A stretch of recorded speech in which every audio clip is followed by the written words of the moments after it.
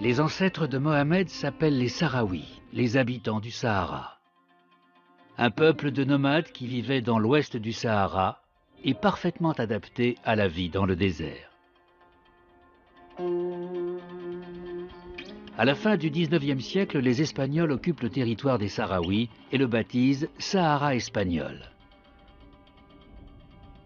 Ils y découvrent d'importantes richesses minières, mais se désintéressent de la population. Régulièrement, les Sahraouis se révoltent. En 1973, ils fondent l'armée de libération du Front Polisario. À dos de chameaux et armés de vieilles carabines, ils résistent à l'occupant avec succès. En 1975, l'Espagne se déclare prête à se retirer du Sahara occidental. Mais avant même d'être libérée, la colonie suscite la convoitise du roi du Maroc, Hassan II. La même année, il organise la Marche verte. 350 000 colons marocains entrent dans le Sahara occidental qui se retrouve annexé par le Maroc. 4 semaines plus tôt, la Cour internationale de justice avait pourtant rejeté les revendications territoriales du Maroc. I think you named now Polisario, I think. Yes.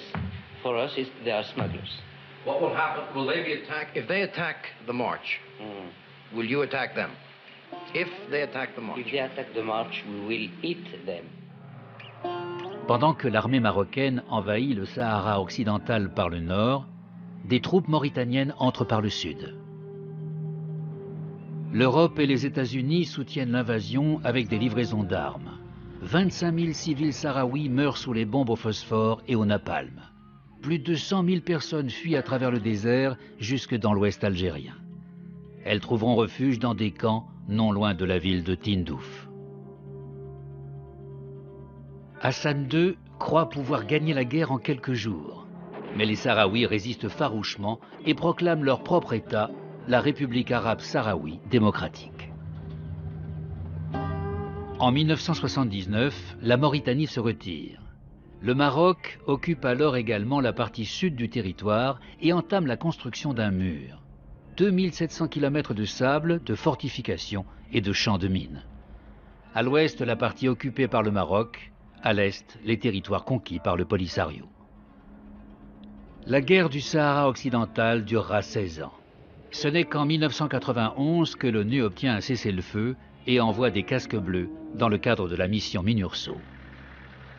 Son objectif, garantir la paix, recenser la population et dans un deuxième temps, organiser un référendum. Les Sahraouis allaient pouvoir décider s'ils veulent fonder leur propre pays ou vivre sous la couronne marocaine dans un régime d'autonomie partielle. Ce processus devait durer quelques mois à peine. Mais aujourd'hui, 21 ans plus tard, il semble toujours enlisé dans le sable du Sahara occidental.